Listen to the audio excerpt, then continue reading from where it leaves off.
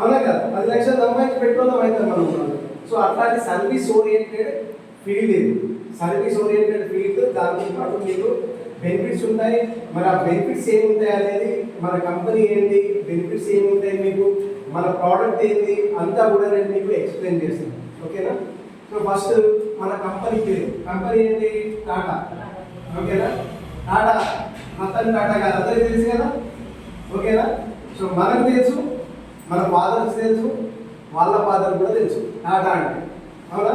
మన టాటా ముత్తాతల నుండి కూడా కంపెనీ అనేది టాటా కంపెనీ ఉంది. సో లాంగ్ కంపెనీ, లాంగ్ చాలా సంవత్సరాల నుంచి ఉంది. ప్రజల్లో నమ్మకమైనటువంటి కంపెనీ టాటా అంటే ఒక ట్రస్ట్ అనేది ఉంది ప్రజల్లో. ఎందుకు ఉంది అంటే మనం చిన్నప్పటి నుంచి మనం పుట్టక ముందు నుంచి ఉన్నటువంటి కంపెనీ అది. ఓకే. సో ఉప్పు, గుండు సూది, ఓకే, గుండు సూది మొదలుకుంటే రైలు ఇంజన్, విమానాలు తయారు చేసే కంపెనీల వరకు కూడా అనేక కంపెనీలు మన టాటా కంపెనీలు ఉన్నాయి. వేల కంపెనీలు ఉన్నాయి. ఓకే. సో దాంతో పాటు ప్రపంచంలో అనేక దేశాలలో ఉన్నాయి. మరి మన దేశంలోనేనా కాదు, అనేక దేశాలలో ప్రపంచవ్యాప్తంగా మన టాటా అనేది ప్రసిద్ధమైన కంపెనీ. లక్షల ఎంప్లాయీస్ ఉన్నారు, లక్షల ఎంప్లాయీస్ ఉన్నారు. ఇటువంటి కంపెనీ ట్రస్టెడ్ కంపెనీ. అంటే ప్రజల్లో ట్రస్ట్ అనేది ఎందుకు వచ్చింది అంటే కంపెనీ యొక్క సేవా దృక్పథాన్ని బట్టి టాటా కంపెనీకి ఒక నమ్మకం అనేది ఏర్పడింది.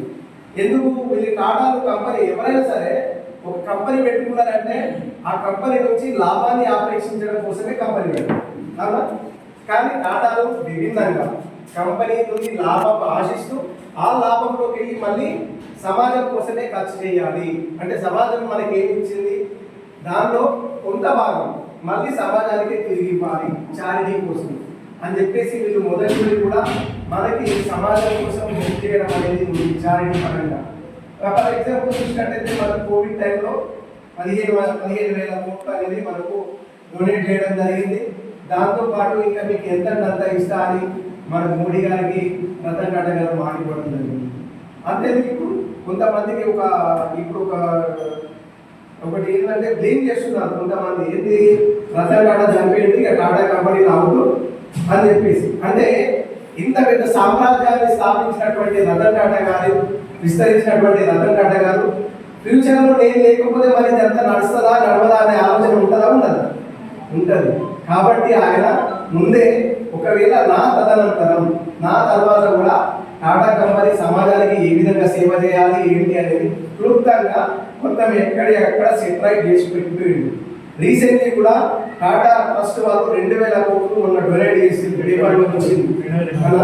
ఈ చారిటీ అనేది ఆగదు. టాటా రతన్ టాటా గారు మాట్లాడ ఆయన ఆదర్శంగా తీసుకొని ఆ ట్రస్ట్ చైర్మన్స్ ఆ చారిటీ అనేది కొనసాగిస్తారు. ఇటువంటి నమ్మకమైన కంపెనీ నుంచి వచ్చిందే మన Tata AG company. Okay. So ఈ టాటా ఇప్పుడు కంపెనీ గురించి ఎవరికైనా డౌట్ ఉందా? లేదు, నమ్మకమైన కంపెనీ. ఓకే. సరే, మరి నమ్మకమైన కంపెనీ, లాంగెస్ట్ కంపెనీ, అనేక సంవత్సరాల నుంచి ఉంది, దాదాపు 30 నుంచి ప్రపంచవ్యాప్తంగా అన్ని దేశాల్లో ఉంది, అనేక లక్షల మంది ఎంప్లాయీస్ ఉన్నారు. ఇది సరిపోద్దా మనకు? సరిపోద్దా? సరిపోదు. మరి ఇంకేం కావాలి? ప్రోడక్ట్. మన ప్రోడక్ట్ ఇతర హెల్త్ ఇన్సూరెన్స్ కంపెనీల కంటే ఒక 4-5 ఫీచర్స్ ఎక్కువనే ఉంటాయి. ఎందుకు ఎక్కువ ఉంటాయి అంటే టాటాల మెయిన్ ఉద్దేశమే సమాజ సేవ. అవునా. కాబట్టి వాళ్ళ ముఖ్య ఉద్దేశం ఏంటి? తక్కువ ప్రీమియంలో ఎక్కువ ఫీచర్స్ ఇవ్వాలి. తక్కువ ప్రీమియంలో ఎక్కువ ఫీచర్స్ అంటే మన పాలసీ తీసుకున్న కస్టమర్ హాస్పిటలైజేషన్ అయినప్పుడు ఎటువంటి ఇబ్బందికి గురి కావాలి.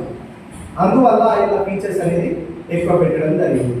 సరే, మరి కంపెనీ పాతది, కంపెనీ మంచిది, కంపెనీ విశ్వవ్యాప్తంగా ఉంది, ప్రోడక్ట్ మంచిగా ఉంది, సరిపోద్దా మీకు?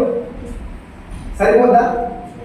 చేస్తారా బిజినెస్? ఇట్లా పెట్టుతో నాకేంటి అంతేనా? ఎవరైనా సరే ఏది బాగున్నా సరే చివరికి వచ్చేసరికి మరి నాకేంటి, నేను ఎందుకు చేయాలి, నాకేం లాభం చేస్తే, అక్కడే కదా అందరూ కూడా.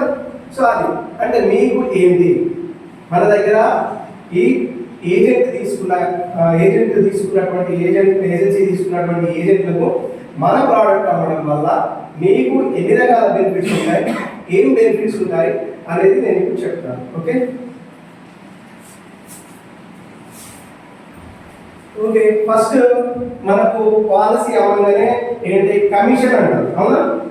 ప్రతి రంగంలో అంటే ఏజెంట్ అంటేనే ఏజెన్సీ వ్యవస్థ అంటేనే మనం ఒక ప్రోడక్ట్ అమ్మడం కానీ ఒక సేవ చేయడం కానీ దాని ద్వారా మనకి ఇంత ప్రతిఫలం వస్తే దాన్ని మనం ఏజెన్సీ అంటాం, అవునా? సో మరి మనకి ఏజెంట్ కమిషన్ ఏ విధంగా ఉంటుంది? ఇప్పుడు ఒక పాలసీ అమ్మినాం అంటే ఒక ఫ్యామిలీ ఉంది, ఒక ఇద్దరు భార్యాభర్తలు, ఇద్దరు పిల్లలు, నలుగురు.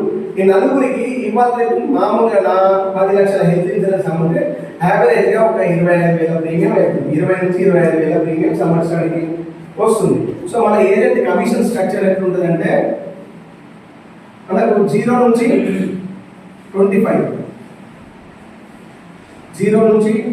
25,000 వరకు 15% ఉంటుంది. ఓకే, నెక్స్ట్ 25 నుంచి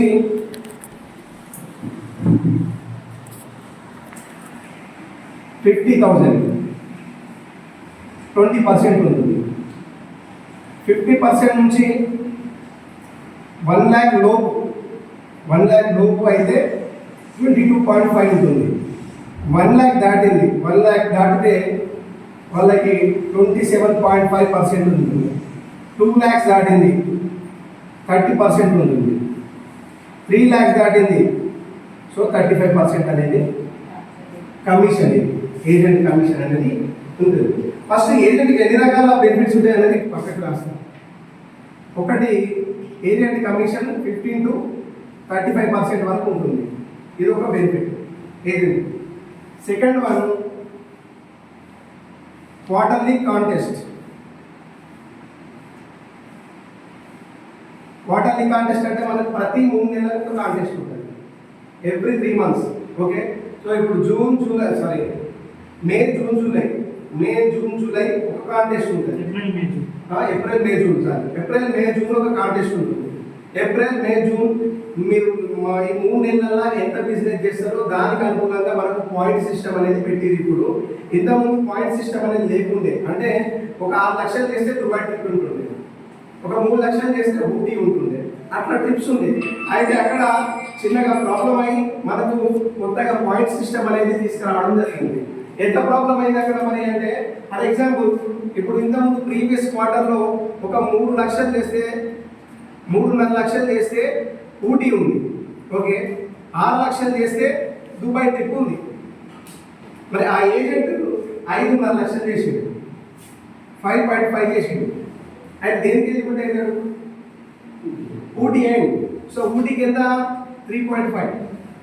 మిగతా 2 lakhs బిజినెస్ వేస్ట్, కౌంట్ కాలే అతనికి కాంటెస్ట్.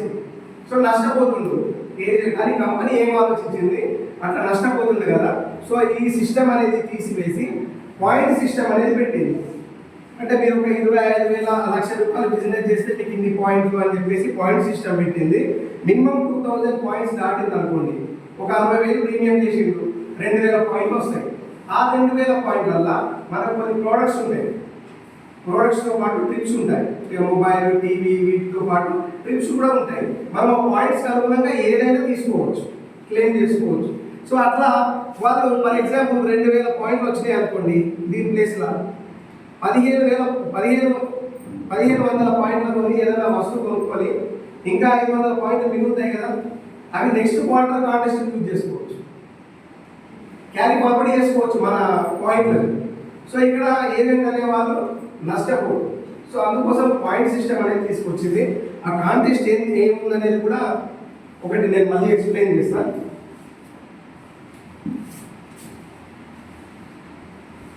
క్వార్టర్లీ కాంటెస్ట్ ఒకటి. నెక్స్ట్ జెయింట్ స్టెప్స్ అని ఉంటుంది. జెయింట్ స్టెప్స్ అంటే ఇప్పుడు లైఫ్ ఇన్సూరెన్స్లో MDRT అంటారు, అంటే సంవత్సరం మొత్తం చేసిన బిజినెస్ మీద మళ్ళీ ఒక కాంటెస్ట్ ఉంటుంది. సంవత్సరం మొత్తం ఎంత బిజినెస్ అయింది దానికి అనుగుణంగా ఒక కాంటెస్ట్ ఉంటుంది. అది మనకి ఇందులో జెయింట్ స్టెప్స్ అంటాం. ఇందులో కూడా మనకి సంవత్సరం మొత్తం చేసినటువంటి బిజినెస్ కౌంట్ చేసి ఫారెన్ ట్రిప్స్, మన బ్యాంక్ కావచ్చు, ఇట్లా మనకి ట్రిప్స్ అనేవి ఉంటాయి. నెక్స్ట్ ఫోర్త్ వన్ మీకు సంపర్క్ మీట్ అని ఉంటుంది. ఎవ్రీ మంత్ మనకు కరీంనగర్లో సంపర్క్ మీట్ ఉంటుంది. ఆ సంపర్క్ మీటింగ్కి మనకు అఫీషియల్ ట్రైనర్ వస్తారు. అఫీషియల్ ట్రైనర్ వచ్చి మీకు మోటివేషన్ స్కిల్స్ కావచ్చు, సబ్జెక్ట్ కావచ్చు, ఇవన్నీ కూడా ట్రైనింగ్ ఇస్తారు.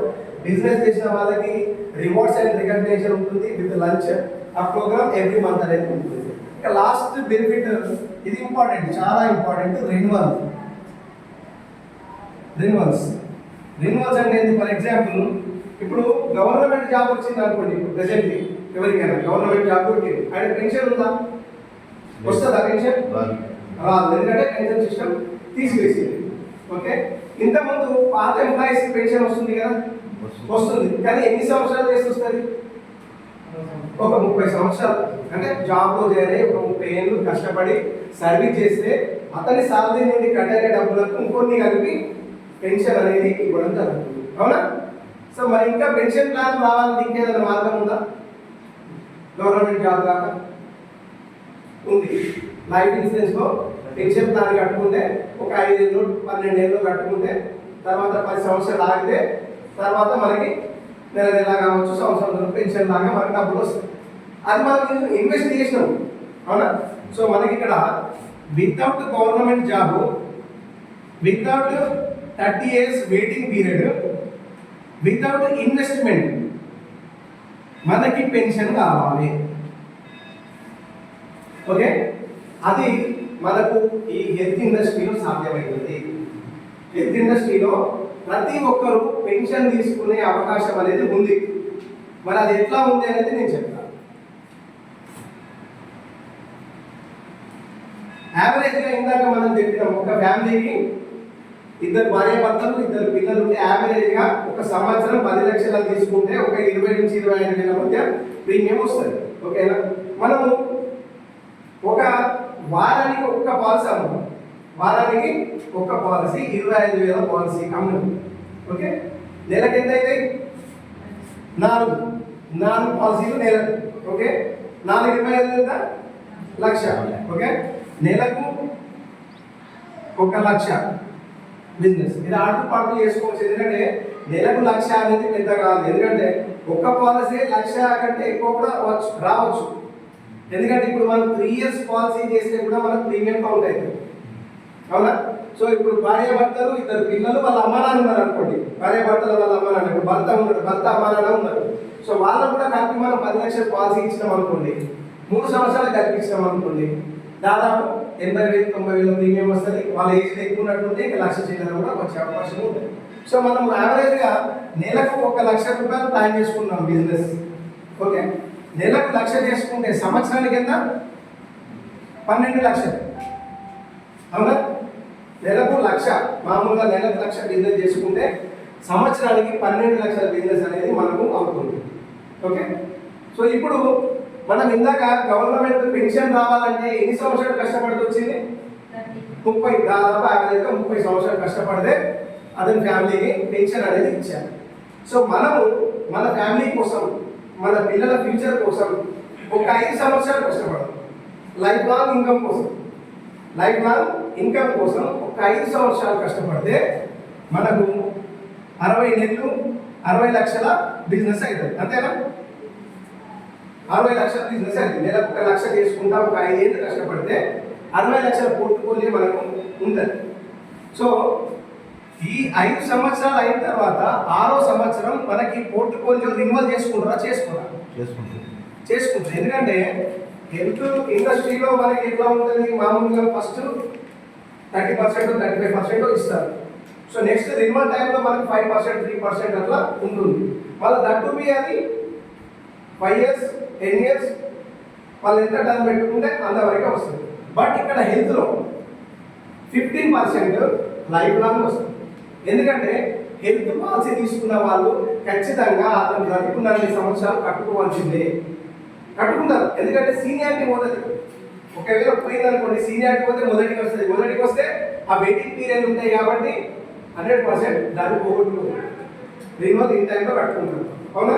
సో లైఫ్ లాంగ్ ఈ 60 లక్షలు 6వ సంవత్సరం రిన్యూవల్ చేస్తే 15% కౌంట్ చేసుకుంటే 9 లక్షల రూపాయలు. 6వ సంవత్సరం ఎంత సంపాదిస్తాడు? 9 లక్షలు. అంటే ఈ 5 సంవత్సరాలు ఆయనే ఈ బెనిఫిట్ తీసుకున్నాడు. 15 to 35%. క్వార్టర్లీ కాంటెస్ట్ ఎంజాయ్ చేసిండు, జేడ్ స్టెప్స్ ఎంజాయ్ చేసిండు, సంపర్క్ మీట్ ఎంజాయ్ చేసిండు. ఇవన్నీ తీసుకుంటూ మళ్ళీ 6వ సంవత్సరం 9 లక్షలు తీసుకున్నాడు. ఓకే, ఈ 9 లక్షలు డివైడెడ్ బై 12 చేసుకోండి, 75,000 వస్తుంది. ఈ 75,000 నెల ఇన్కమ్. సరే, అందులో కొంతమంది రిన్యువల్ చేసుకోరు, కొంతమంది రిన్యువల్స్ మిస్ అయితే, కొంతమంది రిన్యువల్ వేరే పూర్తి అవుతారు వేరే కంపెనీకి. సో అట్లా ఒక 25,000 మైనస్ చేయండి. 50,000 అనేది మంచి ఇన్కమా కాదు? లైఫ్ లాంగ్ 50,000 అనేది లైఫ్ లాంగ్. అంటే మీరు ఈ 5 సంవత్సరాలు చేసిన దాని మీద ఓన్లీ రిన్యువల్ బిజినెస్ చేస్తేనే మీకు నెలకి 50,000 పెన్షన్ లాగా లైఫ్ లాంగ్ వస్తుంది. అదే మీరు మళ్ళీ కొత్త బిజినెస్ యాడ్ చేసుకుంటారు, కొత్త పాలసీలు అయితే ఉంటాయి. నెక్స్ట్ నెలకి కొంచెం సీరియస్నెస్ పెంచి నెలకు 2 లక్షలు చేసి అనుకోండి, నెలకు 2 లక్షలతో 5 ఏళ్ళు ప్లాన్ చేస్తే నెలకు ₹1,00,000 యావరేజ్గా ఎక్కువ ఇన్కమ్. ఇన్కమ్ ఉంటుంది, పెన్షన్ ఉంటుంది, సమాజంలో పేరు ఉంటుంది. అరే క్లైమ్ ఇవ్వడం వల్ల నాకు నేను సేఫ్ అయినా. ఇప్పుడు చూడండి, హాస్పిటల్లో మామూలుగా మిడిల్ క్లాస్ ఫ్యామిలీ నుంచి హాస్పిటల్ సడన్లీ ఒక హాస్పిటలైజేషన్ అయిన అర్ధరాత్రి, డబ్బులు లేవు. డబ్బులు ఉంటే ఎవరి ఇంట్లో ఎప్పుడు కానీ 5 లక్షలు 6 లక్షలు జమ కొద్ది మంది ఇంట్లో ఉంటాయి, అవునా? చాలా మటుకు ఉన్నాయి. సో అప్పుడు వాళ్ళ పరిస్థితి ఏంటి? అర్ధరాత్రి. ఇప్పుడు మన భార్య పిల్లలు